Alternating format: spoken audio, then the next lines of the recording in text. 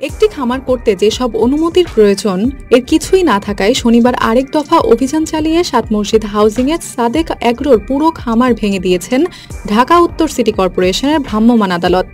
অভিযান সংশ্লিষ্ট কর্মকর্তারা জানান, রাজধানী মোহাম্মদপুর এলাকায় সাত মসজিদ হাউজিংয়ের ১ নম্বর সড়কের শেষ প্রান্তে থাকা সাদেক এগ্রো ফার্মটি ছিল একেবারে রামচন্দ্রপুরের খালের পাড় ঘেঁষে।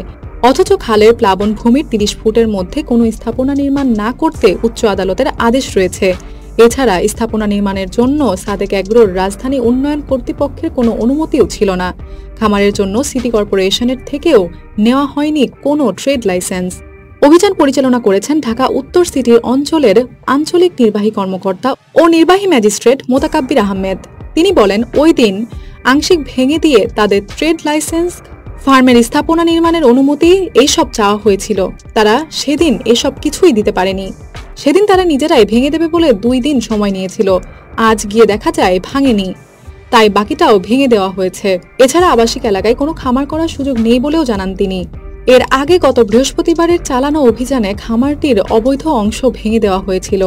সেদিন বেড়িবাঁধ সড়কের পাশে নবীনগর হাউজিংয়ে সিটি কর্পোরেশনের প্রায় ৩৩ শতক জমি দখল করে গড়ে তোলা সাদেক এগ্রোর আরেকটি খামারের পুরোটা ভেঙে ফেলা হয়েছিল।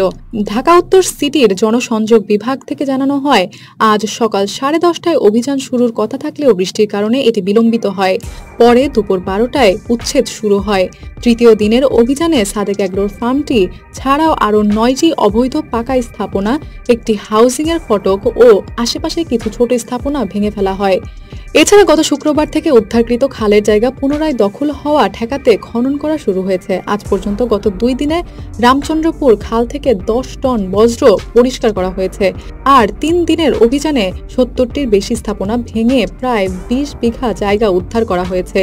কোরবানির জন্য এই সাদেক এগ্রো থেকে 15 লাখ টাকার একটি ছাগল কিনতে গিয়েছিলেন এনআরবি এর সদস্য মতিউর রহমানের ছেলে মুশফিকুর রহমান ইফাত।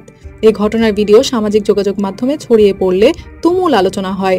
এরপর মতিউর রহমান ও তার পরিবারের বিপুল সম্পদের তথ্য বেরিয়ে আসে। মতিউরকে এর মধ্যে এনবিআর থেকে অপসারণ করা হয়েছে। তার অবৈধ সম্পদের অনুসন্ধান করছে দুর্নীতি দমন কমিশন দুদক।